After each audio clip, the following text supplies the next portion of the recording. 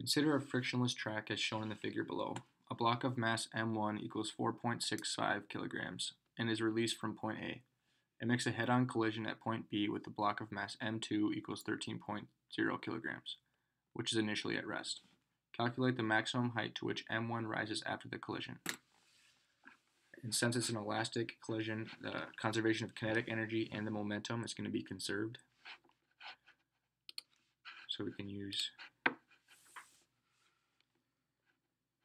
conservation of energy, this equation, and we can use the conservation of momentum. And in this case, we already have a derived equation for us to use. So going back, essentially what we're going to do is we're going to break this problem up into two parts using that conservation of energy. The first part is going to be from when m1 is dropped to right before it hits m2. So this is going to be the initial, and this is going to be the final for the first part. And then the rebound coming back up, this is going to be the initial for the rebound, and then this is going to be the final.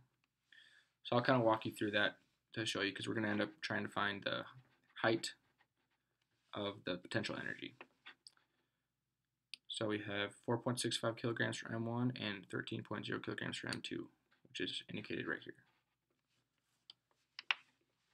So the potential energy initially plus the kinetic energy initially is going to be equal to the potential energy final plus the kinetic energy final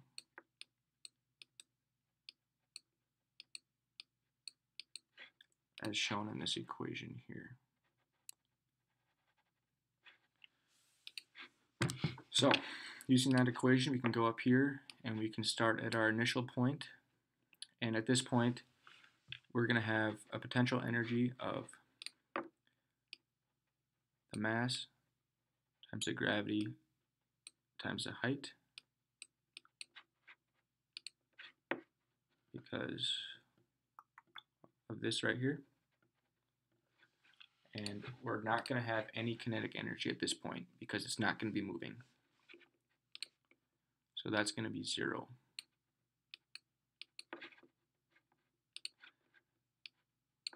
At the final position of this first part, it's going to be right before the head-on collision. We're going to have 0 potential energy because the height is going to be 0 right here,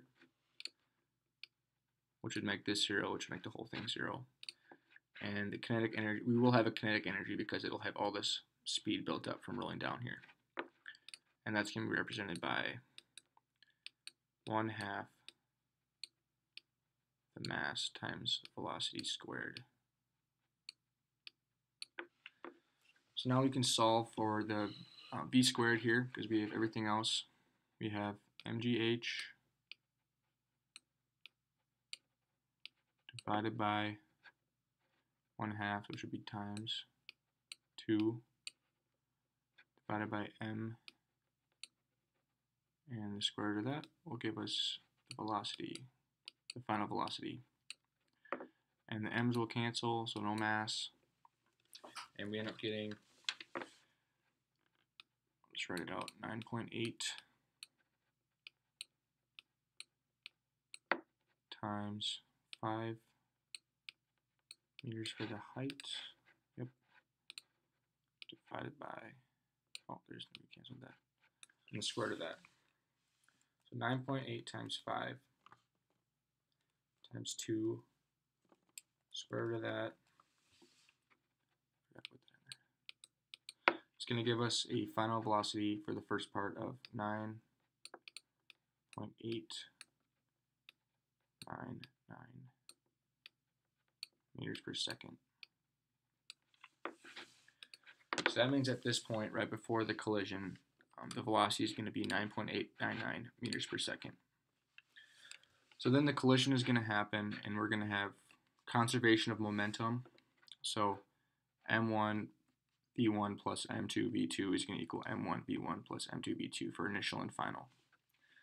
And so it's going to hit that, bounce back up, momentum is going to be conserved, and like I said, we can use this derived equation right here which will give us our final velocity after the collision. And this initial velocity is going to be the final velocity we just calculated. Because at this point, the collision is going to happen, and then we're going to have a new velocity going up, and our previous final velocity of right here is going to become our initial before the collision. So we can use that equation, which is v1f is equal to vi of 9.899 times m1 minus m2 divided by m1 plus m2. Plugging that in, we get 4.65 minus 13 divided by 4.65 plus 13 times 9.899 gives us a velocity after the collision of negative 4.68 meters per second. And it's negative, which just indicates that after M1 hits M2, it's going to go back up or to the left, negative. And so it's just a form of direction. So now we have our new velocity after the collision, which is actually going to become our initial velocity for the second part of our problem here. So now we have this point here. We have after the collision, we have our v, and then we can use the conservation of energy to find the potential energy and height. So using this equation again, with pi, potential energy I initially, plus kinetic energy initially, is going to equal potential energy final plus kinetic energy final.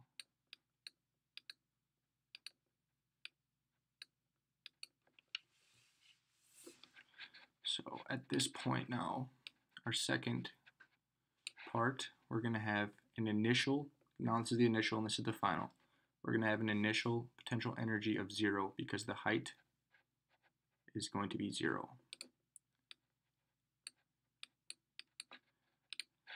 And at this point too, we're going to have initial kinetic energy because the ball, or M1, just hit M2, and it's going to have that rebound energy, and it's going to have kinetic energy going back up now. So that's going to be represented by 1/2 mv squared. And yep, this is going to be our new velocity here. And so now at our final point in the second part of the problem, we're going to have whatever height he comes back, or the mass comes back up to, and that's going to be our potential energy final, which is represented by mgh again, plus our kinetic energy, which is actually going to be 0 because at the max potential energy height, the ball is going to be stopped. It's going to slow down and stop at the highest point and then probably come back down. So this is going to be 0. Now we can solve for our height here, and we get 1/2 r divided by 2 mv squared divided by mg. The masses will cancel, and we end up getting v squared over 2g, which is going to equal our final height. So we have negative 4.68 squared divided by 2 divided by 9.8 for the gravity, meter per second squared, and we end up getting a final height 1.12 meters.